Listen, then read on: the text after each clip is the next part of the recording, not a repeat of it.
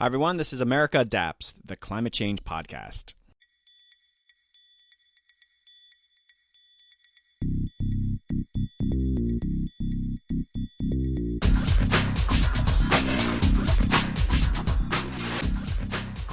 Hey, Adapters. Welcome back to the podcast.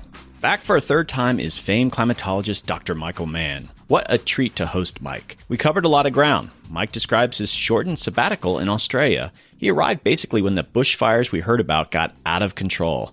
We talk about the climate media coverage in Australia and how the anti-science response to COVID-19 mirrors much of what he's dealt with the climate denial movement. We also briefly discuss Michael Moore's new anti-environmental movie and why Mike thinks the messaging there is so dangerous. It's a great conversation and always a thrill to have Mike on. Also, after my conversation with Mike, I have a brief conversation with Dr. Kate Bishop-Williams about the podcast in the Classroom initiative she's been working on with my podcast. Stick around for that. Okay, I also want to acknowledge that Dr. Mann was just elected to the prestigious National Academy of Sciences. I would have congratulated him during my podcast, but he literally heard the news hours after our recording was done. What a well-deserved honor, and I want to congratulate him here before our conversation. Upcoming episodes.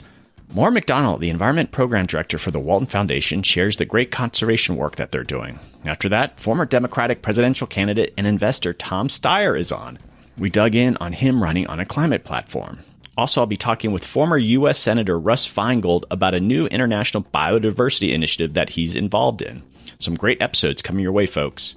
Okay, I want to mention the work I'm doing with Simpatico Studios. I'm hosting live talk shows on the Climate Adaptation channel on simpatico.tv. Right now, we're recording pilots, and I've recently recorded my 50th pilot. I've been able to talk with some amazing climate professionals from around the world. If you're a professional in the space, maybe we can have a conversation about the important work you're doing. It's actually a relatively simple process to participate. Videos from all episodes are professionally produced, and you can use them on your own website and social channels like YouTube. If you are looking for opportunities for remote working, Simpatico is definitely something you should look into. And we're also encouraging you just to come check things out. Come watch a live show and join the community room. The software is behind a firewall, so reach out to me or go to simpatico.com and put in your information, and you'll get directions on how to get into a show. Yes, it's free. We want you to check things out and see what Simpatico is all about. Okay, let's jump into this conversation with Dr. Michael Mann. Hey, welcome back, Adapters. On today's exciting episode, I'm hosting famed climatologist Dr. Michael Mann. Dr. Mann is the Distinguished Professor of Atmospheric Science and the Director of the Earth System Science Center at Pennsylvania State University. Hi, Mike. Welcome back to the podcast. Thanks, Doug. It's good to be back with you.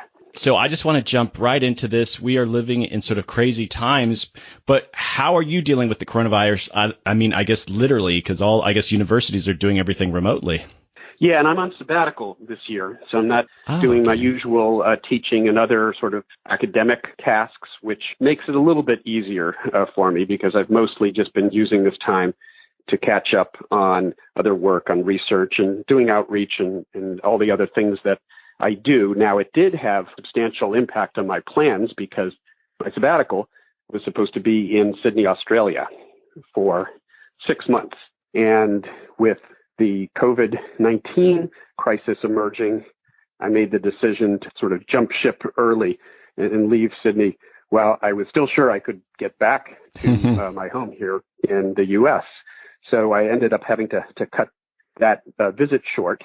And what was so striking was when I arrived in Sydney in Australia in mid-December, of course, there was another crisis that they were dealing with, an unprecedented climate-driven crisis, unprecedented heat and drought, which gave rise to these epic bushfires that broke out around the country. And I was literally in the middle of it on the front lines. I could see the smoke. I could smell it in the air. I could see the devastation. And that ultimately sort of subsided. Eventually the rains came, but unfortunately they were flooding rains, which created a whole nother problem. And this is one of the ironies of climate change, that we can see increases in extremes at both ends of the scale, extreme drought and heat and bushfire.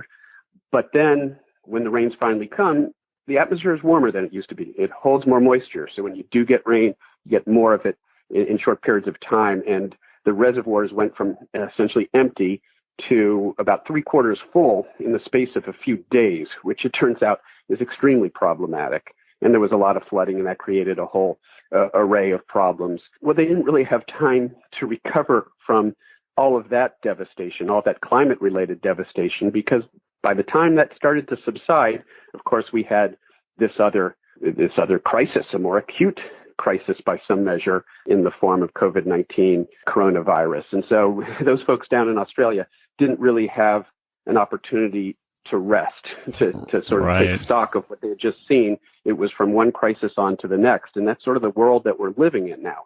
I wanted to talk to you about your time in Australia, and I didn't realize you actually cut your sabbatical short. And I guess a little bit more background. When did you arrive, and why did you select Australia for a sabbatical besides the obvious reasons? It's a gorgeous place, but what were you planning to do there?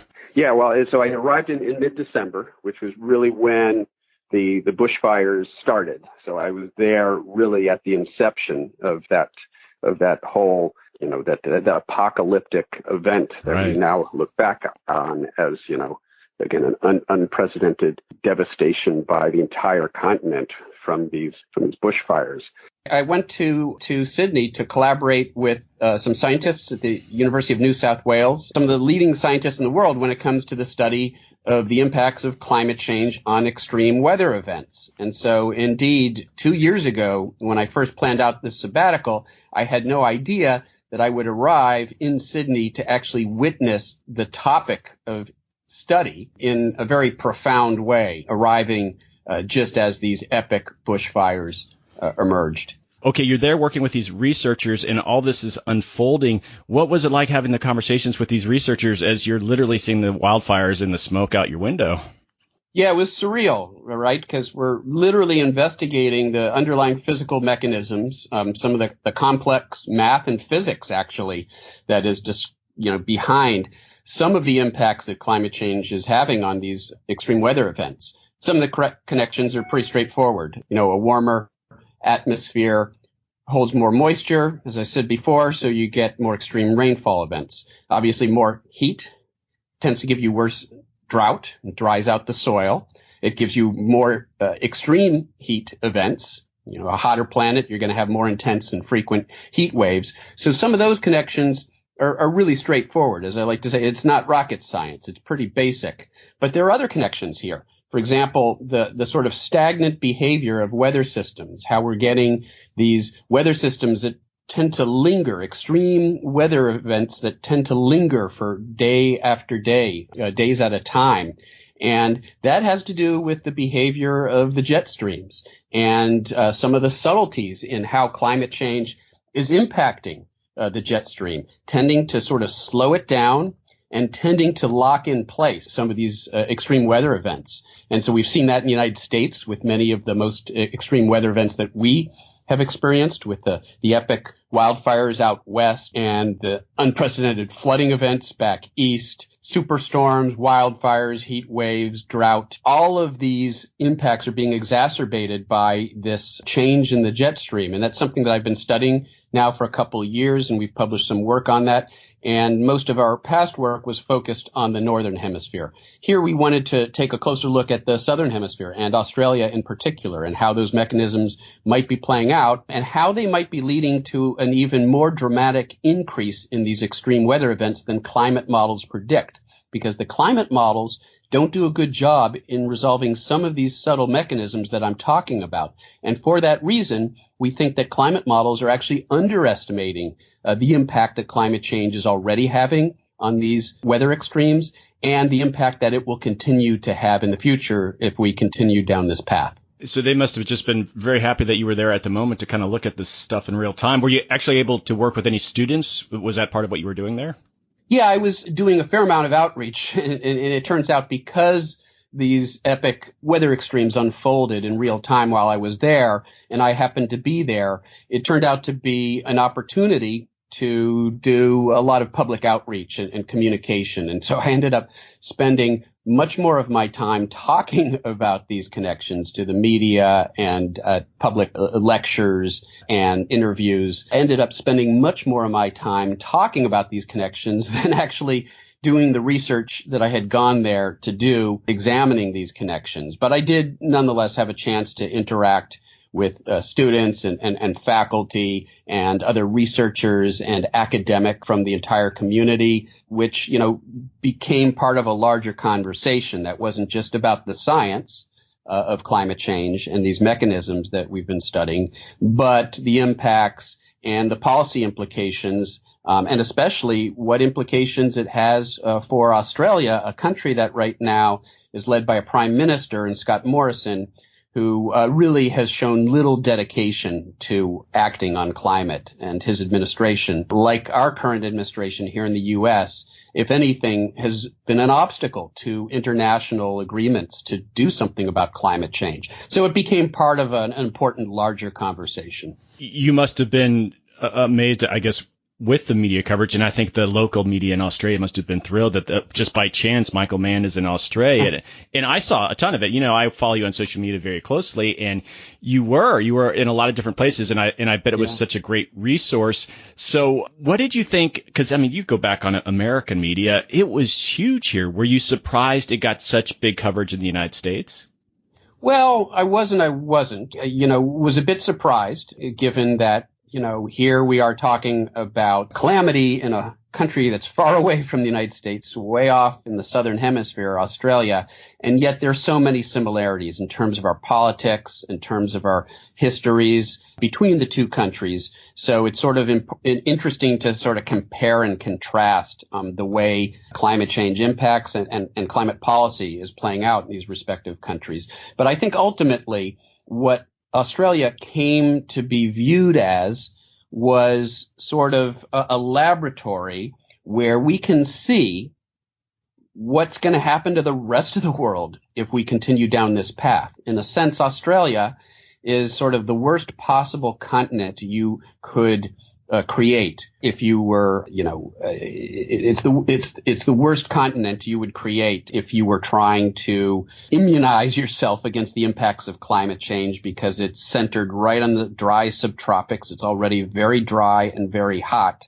And so just a little bit of heating and a little bit of drying easily puts you over the edge. And what we saw there was simply an unprecedented combination of heat and drought that can lead actually to a dramatic increase in the prevalence, in the intensity, and in how quickly these bushfires spread. It's what we sometimes call a nonlinear relationship, where sometimes we refer to it as sort of a tipping point as well, where just a little bit of a push can essentially push you over the edge. And the worry is that that's what we're starting to see now in Australia, that this will become a perennial problem for them, epic heat and drought and bushfires every summer, and probably penetrating further and further into the rest of the year, like we're seeing in California, where California no longer has a fire season. The entire year is a fire season. Bushfires, what we call wildfires here in California, can now happen any time of the year because of the heating and the drying.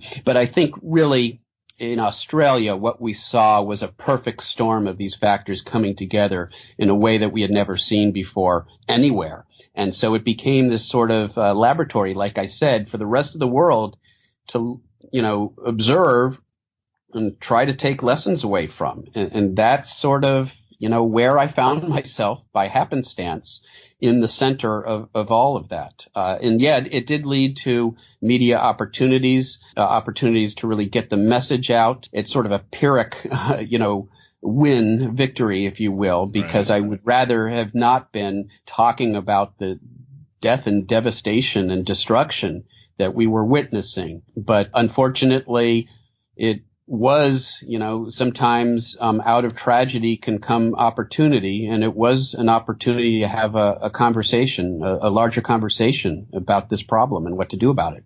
I don't think I've mentioned in previous conversations. I lived in Australia for about 3.5 years, but it's been a while since I've been there. So I know it very well. And I think I'm sure you probably are always fascinated by what gets traction in climate communication. And here in the United States, just even some of those videos where those koalas are being burned or people helping those. That's, I think, why it went supernova over here in people's interest. And you hate to think that it takes just that, but I think that really created a narrative that people rallied around. Oh, absolutely. It was the imagery, the images, the scenes that we were seeing come out of Australia, a magpie that was mimicking the sound of a fire engine, a fire siren. Wow. Truly disturbing. And koalas and wallabies and kangaroos literally on fire. It was horrific, and it was a dystopian Hollywood film playing out in real time. And I think, as you allude to, that's where the connection was. It was Mad Max actually happening. And ironically, as you probably know from having spent time there, South Australia is actually where Mad Max and the sequels were filmed. Right. Not far away from where I was is where these scenes of future destruction have been filmed. And of course, they were witnessing unprecedented impacts from this event. You are attacked all the time by climate deniers. You have the scars. So for often that. I barely even notice it anymore. Right. Yeah. And so my question is that you had new territory there, and Rupert Murdoch, sort of the grandfather of all this, you were there in his home turf. Did they start attacking you when you were speaking out so much in the media there? What was really surprising is that they didn't. And I wrote a number of columns in the Guardian, actually, taking direct aim at them for promoting. And, I think the larger context here is that they were promoting all sorts of misinformation and disinformation. I mean, Soviet style disinformation, literally trying to mislead the public into thinking that these fires were a consequence of arson. And it was debunked, but by authoritative sources. But in the meantime, it got some traction because the Murdoch media has such a stranglehold on the media environment, as you know from having been there in Australia, that they can really control the larger narrative to some extent. And so they did create this false narrative that this had nothing to do with climate change, nothing to do with heat and drought. It was simply these, arson. And it was just a lie, right? But it was a lie that they promoted heavily. And in fact, it was such an egregious lie that what happened was people from within, whistleblowers from within the Murdoch empire came out and said, we cannot support this anymore. Wow. And this letter that was leaked from a News Corp employee lambasting the organization for promoting misinformation about this great tragedy, misinformation that threatens human lives. And Rupert Murdoch's own son, James Murdoch, came out and blasted News Corp for promoting misinformation. And so they were actually, it doesn't happen very often, but News Corp actually found themselves in a tough spot that they realized they couldn't get out of simply by doubling down in their usual tactics. And I'm absolutely certain that they brought in crisis management teams because they were really rightfully being lambasted for promoting this misinformation. They were sort of on the defensive, and my guess is because they were on the defensive, they were a bit more averse to turning to their usual ad hominem attacks, sort of discredit the messenger attacks. That may have been why they didn't go after me, despite the fact that I was getting a huge amount of exposure. And I was taking them to task in national forums, in The Guardian and in the National Australian Broadcast Corporation show Q&A, which is a panel discussion about sort of the significant sort of events that are taking place. And it's a very widely viewed program in Australia, has a huge audience, gets a lot of coverage.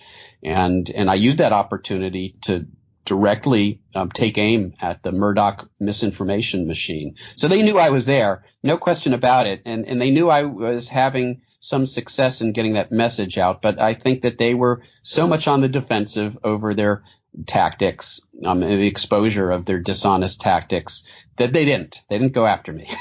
That's great. When things are burning around you, it's harder to sort of attack people about future threats. And on that note, I want to get you to comment, because I think you've been speaking out more on Twitter, especially. Like, you must be watching what's happening with the coronavirus and unfold with horror because of the similarities of what, the climate denier movement. And it occurred to me that if we weren't socially distancing, that you should go out and have a beer with Dr. Fauci and give him some pointers on what's happening around him, right? I mean, what's going on there? And where are the parallels with the climate denier movement? Yeah, thanks. There's so many parallels and so many lessons to take away from this episode. Lessons about the dangers of anti-science. And climate change is a bit more subtle because it's a problem that's emerged over decades, and the connection is invisible, right? It's the CO2 in the atmosphere, people have a tougher time in making a direct connection between the death and destruction that's taking place now and climate change and the role that climate change is playing in exacerbating that threat. And it plays out more slowly. With coronavirus, you sort of have this amazing, again, it's a laboratory of sorts where you can watch the same dynamics play out over a much faster time scale. So we saw the evolution that we've seen in climate change, but it's taken decades with climate change, and it took literally weeks with coronavirus from outright denial, dismissing it as a hoax, which, Donald Trump did initially, that it was a Democratic hoax, he claimed, to then downplaying the threat, then to say that we have alternative ways of dealing with this. We don't need to lock down. We can all of the tactics that we've seen in what I call the new climate war, which is denial and delay, and equally important, deflecting away from the real problem, and all of those tactics that we've seen employed in what I call the new climate war, we saw deployed here by essentially the same individuals and institutions and groups. In the case of climate change, the Trump administration really has, outsourced its energy and environmental policy to the fossil fuel industry. They're running the show, and they obviously see climate change as an inconvenient problem. And so the Trump administration has done their bidding by trying to discredit the evidence and the scientific evidence of climate change and the impacts it's having, to dismantling the various measures that have been taken by previous administrations to try to do something about climate change. So in that case, this sort of the tactics of denial, delay, deflection are, by the Trump administration, are an effort to advance the agenda of powerful special interests, the fossil fuel industry. Same thing here with COVID-19. Those same interests. We've seen, oil prices trading. You probably saw this at negative values, right? Like, what does that even mean? And there's a whole conversation to have about what that does mean. But we've seen crude oil trading at a negative price. Obviously, the fossil fuel industry is taking a huge hit. Other vested interests are taking a big hit because of the necessary lockdown to avert catastrophic impact on human lives. And so it's the right thing to do. There's no question about it. But, some vested interests are going to take a hit, at least in the short term. And so Trump's agenda to try to open up the economy plays to the interests of these powerful power brokers, the fossil fuel industry. And it also reflects an effort for him to try to preserve the chances for reelection, because an economic downturn is seen as adverse to his chances to be reelected in this upcoming election. And if Donald Trump isn't reelected, then the fossil fuel industry doesn't have that rubber stamp anymore in the White House. And this is why there is a coalescence of the same conservative forces that have banded together to try to deny and discredit climate change. They're doing the same thing with coronavirus. Don't you think that even the climate movement could learn from this? You think about climate change, and so much of it are future impacts, even though, like with Australia, what has happened today. Yeah. And then here we have with the coronavirus, jeopardy that in people's lives literally at stake today, right. And yet they're still being successful. And I feel like there's this naiveness on our side that, well, just because climate change is harder to, explain to people, that's why they can get away behaving this way. But we have these politicians behaving this way with people's lives on the line today. We should learn something from that. We really should.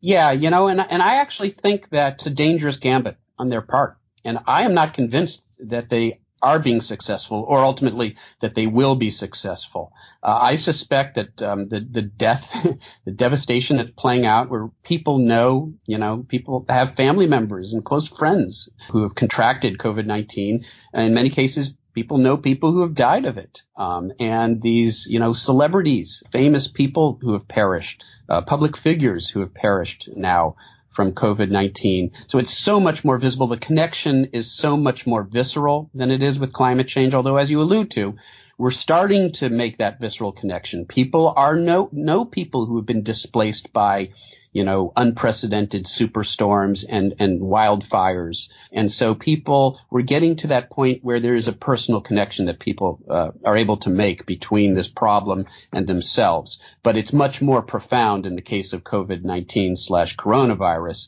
And where, my original point here is that I actually think that they might have won some short-term battles, but they're going to lose the war here. I don't think Donald Trump gets reelected. And I think he doesn't get reelected because he and his party now have literally turned to essentially telling people to drink disinfectants.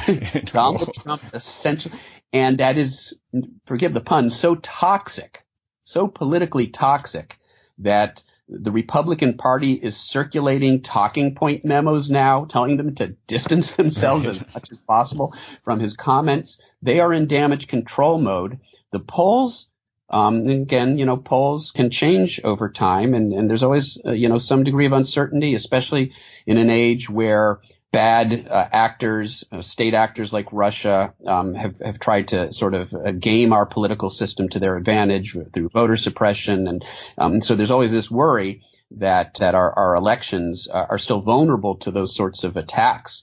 But nonetheless, if you sort of try to tap into the zeitgeist of the moment, you see that, it's an environment that looks pretty adverse now. Increasingly so for Trump and the Republicans. And if they lose this election, and if Democrats take back the White House and the Senate to have control of both Congress and the presidency, then we've got an opportunity for real progress on all of these. That would be good news. And you've alluded to this, and I'm just hoping you could share on the podcast that you have a book in the works. And could you give us a bit of a preview on that, or is it too premature for that? No, absolutely. It's going to come out after the election, but the draft has been written, and I'm going to be updating it as, things unfold so rapidly. But it's called How to Win the New Climate War. And it's about sort of what we've talked about as the impacts of climate change become so obvious to the person on the street.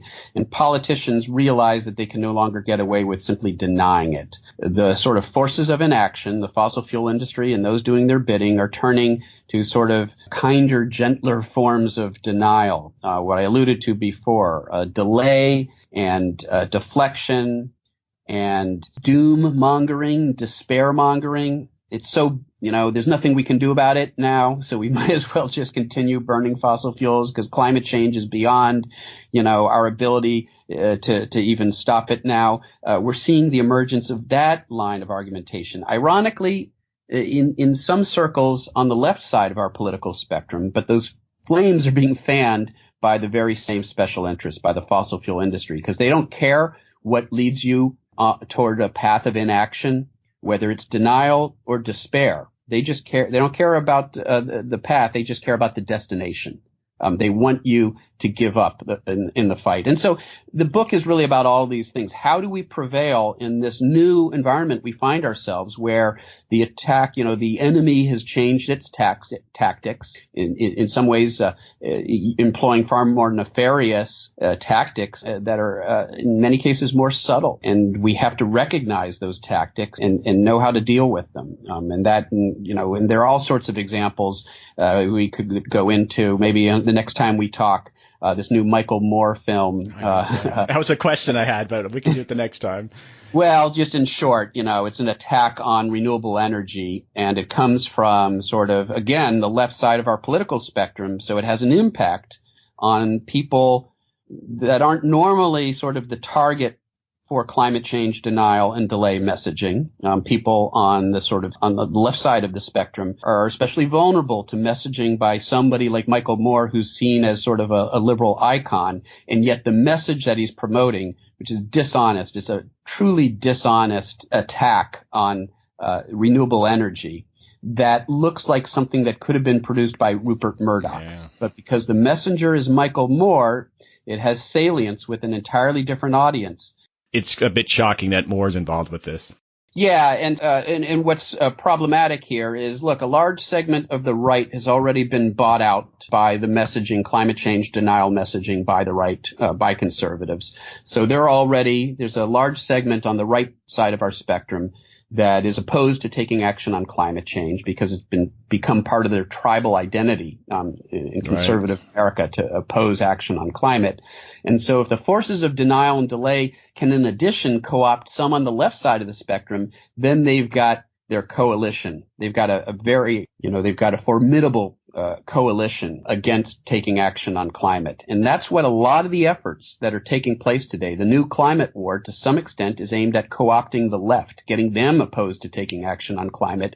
And this Michael Moore film plays into it so perfectly that there is, in my view, no possibility that Michael Moore didn't understand exactly what he was doing. The only question that remains is why.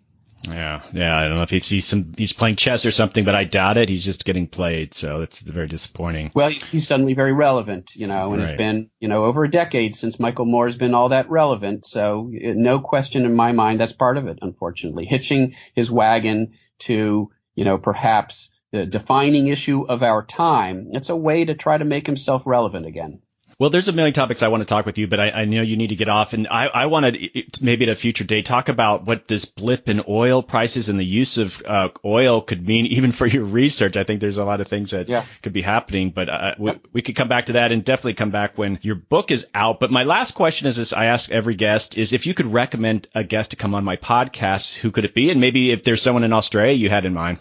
There are a number of people that, who would be great people to talk to right now, given all of these events that we've been talking about. If you haven't had Leah Stokes on your show before, she's sort of an early career researcher at UC Santa Barbara looking at climate change policy, has a new book out on climate change policy, and has become one of the leading thinkers when it comes to sort of the larger battle underway when it comes to action on climate. So she'd be a great person for you to talk to. Yeah, I follow her on Twitter. Good idea. Good suggestion. Mike, always a pleasure. This is your third time on the podcast, and hopefully I'll get you on again, and appreciate you being an advocate out there, a climate scientist just fighting the good fight. But thanks again for coming on.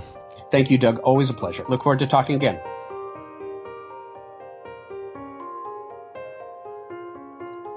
Okay, folks, again, what a treat to host Mike Mann for a third time on the podcast. My next short conversation is with Dr. Kate Bishop-Williams at the University of Waterloo. Kate has been leading the podcast in the classroom initiative we've been doing with America Adapts. Kate checks in again to share the new resources that are now available and hopefully to give you instructors some ideas on how to use this initiative. Let's join Kate. Hey Adapters, today I'm hosting Dr. Catherine Bishop-Williams. Kate is a lecturer at the University of Waterloo and an epidemiologist at a local public health unit in Ontario, and has been in charge of the Podcast in the Classroom initiative for the America Adapts podcast. Hey Kate, welcome back to the podcast. Hey Doug, great to be back. All right, I need to acknowledge too that you are currently on maternity leave. Congratulations for the recent birth of your child. Thank you very much. I have a healthy baby boy at home. And we need to acknowledge that we're having this interview in the middle of a pandemic and you're raising your two young children. But how's it going being homebound in all this?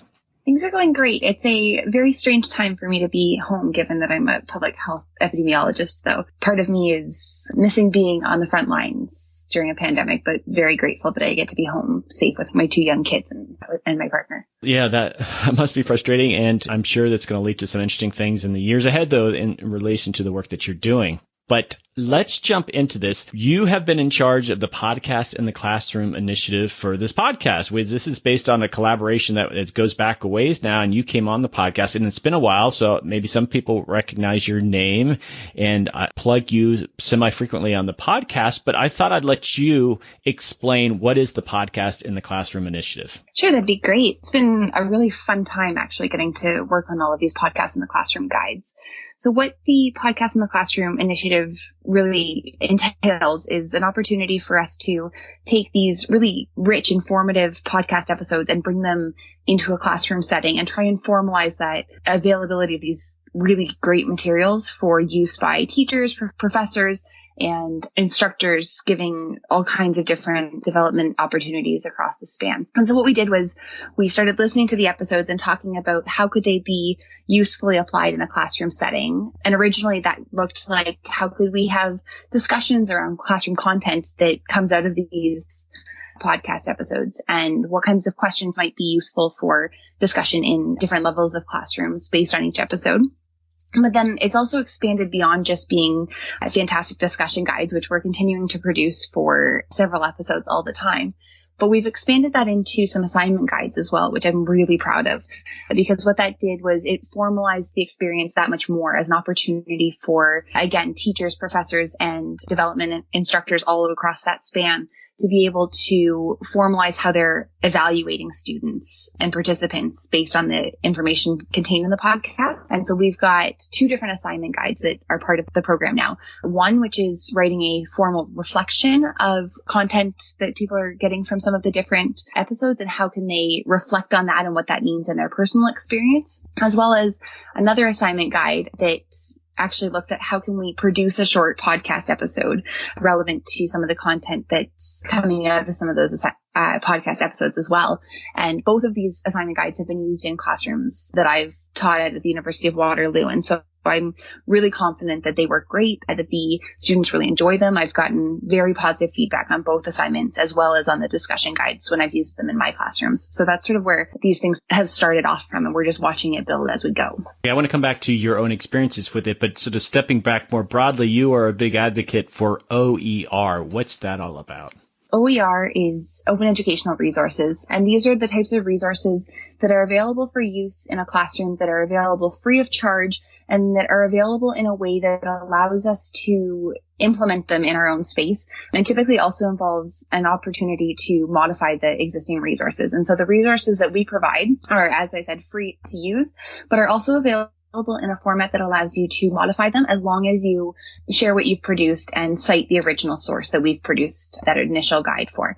And so the opportunity to provide these open educational resources means that we're really looking for people to go and build on them and share them further and sort of see a snowball effect for where we can take education at a free and open experience. I had to go count them today preparing for this, but you have 16 discussion guides. I didn't realize there was that many, and I have 110 episodes, and so that's a nice chunk of those. And so there's a nice quantity of material there. Yeah, absolutely. I'm really excited about the fact that we're moving through them and sort of starting to keep pace with the episodes again.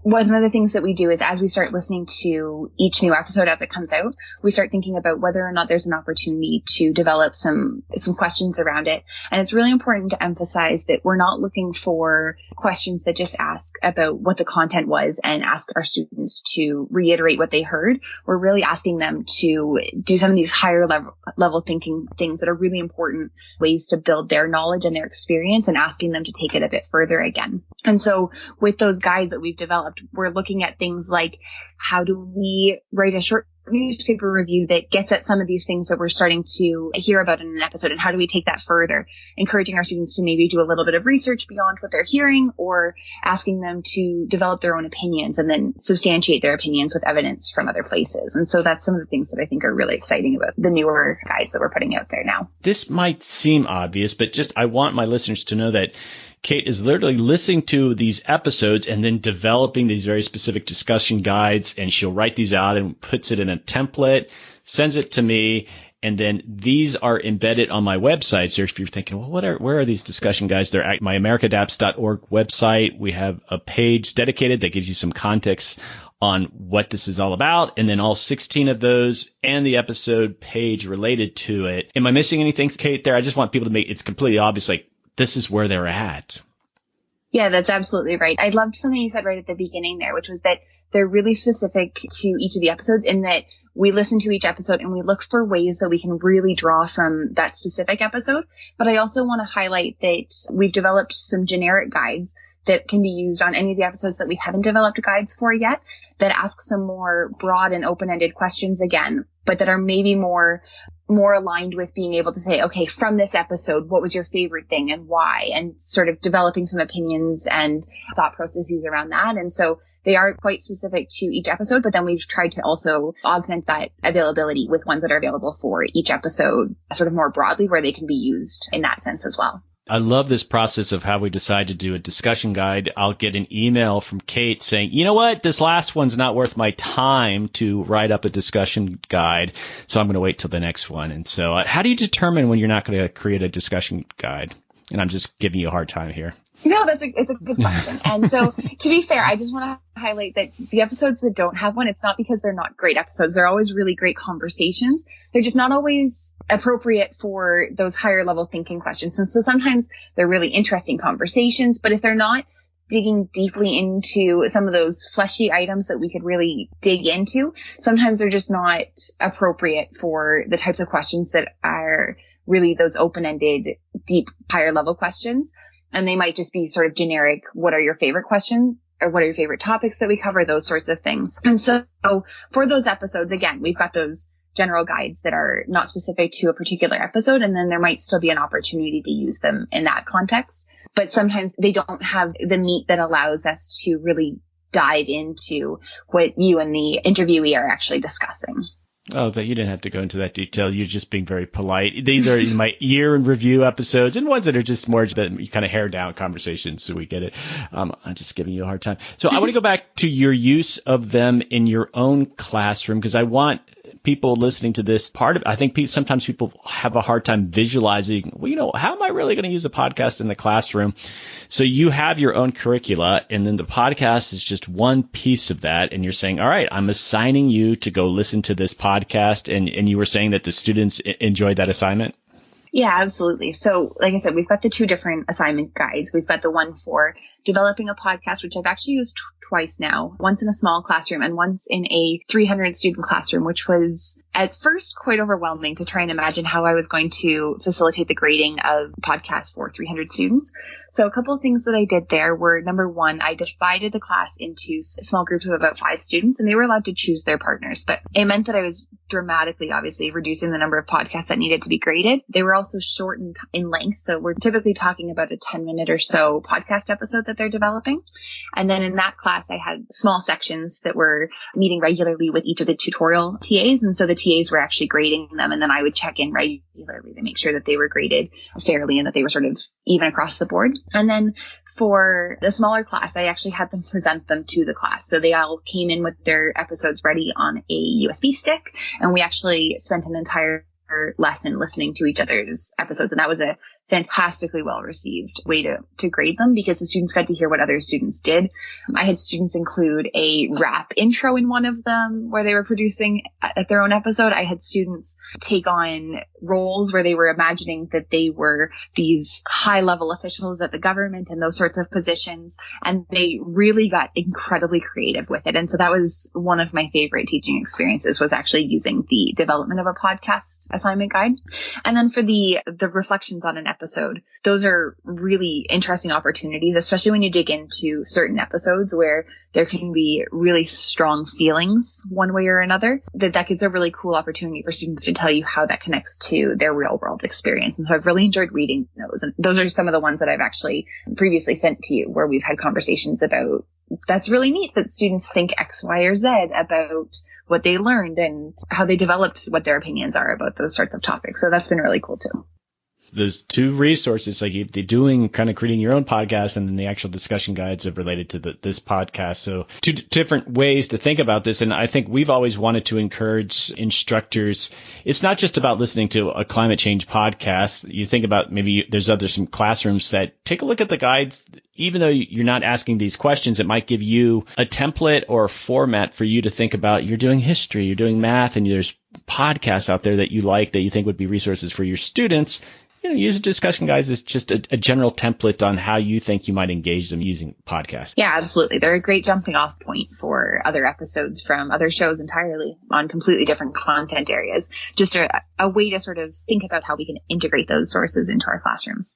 We definitely want to get the word out. I push this on my own podcast, and I've heard from instructors that have used it, but there's a lot of professors out there. There's a lot of teachers. There's a lot of professional trainers, and we just need to get the word out. So if you're out there and you're interested in learning more, definitely visit the website. But Kate, what are your brainstorms on to get the word out a bit more?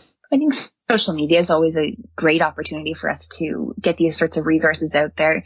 And I think having these testimonies, like the way that I'm talking about how we've used them in my classroom, are really great opportunities for other instructors to hopefully get inspired and say, okay, that's how that worked. And she sounds like she had a really great experience with it, which I absolutely did. And so that maybe will encourage someone to go ahead and try it. And I know that some of my colleagues are starting to pick up on these conversations that we're having here and have done something similar. And so we've had some conversations with other podcast hosts and with other instructors, and we're starting to see a little bit more and more uptake all the time. All right. I am going to extend an invitation to instructor that uses these discussion guides that they're invited to come on, and we'll do a short interview about your experiences with it. So I'm sticking that out there. If that inspires you to actually use them, have a chance to come on America Adapts to talk about it, I'd love to hear your story. So there you go. I'm just throwing that out. And finally, Kate, if someone is interested in collaborating with you, you're working on this by yourself. You've had partners in the past before, but you're just currently working alone. You send it to me and I check for spelling or something, but I mean, I'm not here to second guess. You're a much better educator than I am. But if people are interested in working with you, are you open to that? Always open to that. I think that there's really opportunities for rich engagement in this type of material. And so the more the merrier. And I think that something we want to highlight is that the team that we had previously, some people didn't have education backgrounds necessarily, or weren't in a position where they were necessarily working as a teacher or a faculty member or an educational developer, anything like that. And we still had really rich content coming out of those discussions. And so I want to just extend the call that much further, saying that if this is something you're excited about, then I'm sure that we can find an opportunity to engage you in this team. It doesn't necessarily need to be that you're coming at it from a role as a professor or anything else. We're really excited just to collaborate and to see where it goes. Definitely, even if you're, a university student that is interested in learning how this kind of process works, and I think even in how podcasts function, it might be, even if it's a short-term volunteer assignment, you might get a lot out of it. So, yeah, absolutely. All right. Well, I just need to say that I've had volunteers over the years that have done amazing things for America Adapts, and I can't thank Kate enough for doing what she's doing. This is a volunteer gig that she's doing, and I'm so fortunate that I have these great resources associated with the podcast. Kate, thank you for you've stuck with this. I appreciate our friendship and our work collaboration here, but thanks for what you're doing. It's been an absolute pleasure. I want to throw one more thought out there before we wrap things up, though. There's something really timely about these conversations. And I think that it's really important that in the context of the pandemic and where we're seeing all of these changes for increased online learning and remote learning and those sorts of things, I think it'd be really remiss for us not to acknowledge how valuable these resources could be in that context. So just to share my last sort of 2 cents on this, I think it's really important for us to talk about the fact that podcasts are available no matter where you are and what you're doing. And so I think that as especially formal education settings are being forced to move online, it's a really great opportunity to use some of these resources to help you augment sort of what exists as part of your teaching platform and your teaching style right now, to potentially be able to use these without having to reinvent the wheel. These are assessments and discussion guides that can be used really easily in a remote learning context. And so I think that there's just something that we should really sort of highlight there in the context of COVID-19, that these are available to you and that we encourage you to use them, and that we hope that they will lessen the burden that some people are experiencing as they try and figure out how do they actually prepare to teach in a setting that might be completely foreign to them. So if you're looking for something like that, hopefully there's ones out there that are of interest to you and that fit your context for your classroom really well. If not, as I mentioned earlier, we've got those general ones that I think are really useful for any episode. But if there's something that you're looking for, a really specific episode that fits really beautifully into your course content, but you're just looking for a little bit of support on how to get it into your course, please feel free to reach out to us. And I'm happy to look at the episode that you're working on, re-listen to it, and help you develop some questions that can be used for a more formal assessment while you're looking to transition your students online, whether that's over the summer, whether it's potentially that we're forced into taking at least some of our courses to continue to stay online and remote learning into the fall. That offer sort of stands for anyone who needs it if we're looking at developing some additional guides. Excellent final point. Yeah, in the times that we're living in and the remote learning going on, excellent final point. All right, Kate, I'm going to let you go. Thank you so much for coming on. Thanks for having me. It's been great. Okay, adapters, that is a wrap. Thanks to Dr. Michael Mann for coming on the podcast. Always a treat to have him on. And congrats again, Mike, for the election to the National Academy of Sciences. So well deserved. And thanks to Dr. Kate Bishop-Williams for the amazing volunteer work she's doing with the podcast. I feel incredibly fortunate that Kate is taking the time to make some of the podcasts available to educators. Please take a look at the link in the show notes. Maybe you want to include podcasts as part of your school, university, or workplace curricula. Okay, I don't do this enough, but I'd like to give some thanks to some folks on social media for the kind shout-outs about the pod. Peterson Toscano, Jonathan Overpeck, Linda Shy's mom, the Association for Adaptation Professionals, Lad Keith. Thanks for the social media plugs. Hey, so if you're interested in highlighting your adaptation work, think about using the podcast. I've worked with many partners before, World Wildlife Fund, Harvard, MIT, UCLA, the trustees of Massachusetts. Maybe you want to tell your story via podcast. Reach out. Let's partner. Also, I do presentations to classes and I do keynote presentations at conferences. And I know we're all taking a break from those at the moment, but feel free to contact me if you are interested in having me speak at your event. Okay, I want to give a special thanks to Mike DiGiramola. In case you didn't know, I do all the audio editing for my episodes. It's tedious work, but I want the best for you guys. But in this week's episode, Mike did the editing for part of what you heard today. Thanks, Mike. All right, don't forget to check out the Simpatico Studios link in my show notes. If you don't think you'd be a good fit for an interview, just come on and watch a show or two and participate in the community. I think you'll really enjoy it. Some final housekeeping. Don't forget to join the Facebook page and the Facebook community group. The group is private, but just search for America Adapts and ask to join, and I'll approve you right away. It's a chance to hear some insider info on the podcast and see what other listeners are sharing on the wall. We've actually had some really cool conversations up on that Facebook page. On that note, I love hearing from you. I mean it. Just say hi. Heard from some people in the last few weeks. It's just always awesome to hear you people out there and how you found the podcast, how you're using it, episodes that you've enjoyed. So definitely reach out. Just tell me, if you're, even if you're not in the climate adaptation space, reach out. Let me know. I'm at americaadapts@gmail.com. Okay, don't forget to check out the website, americaadapts.org. Okay, adapters, keep up the great work. I'll see you next time.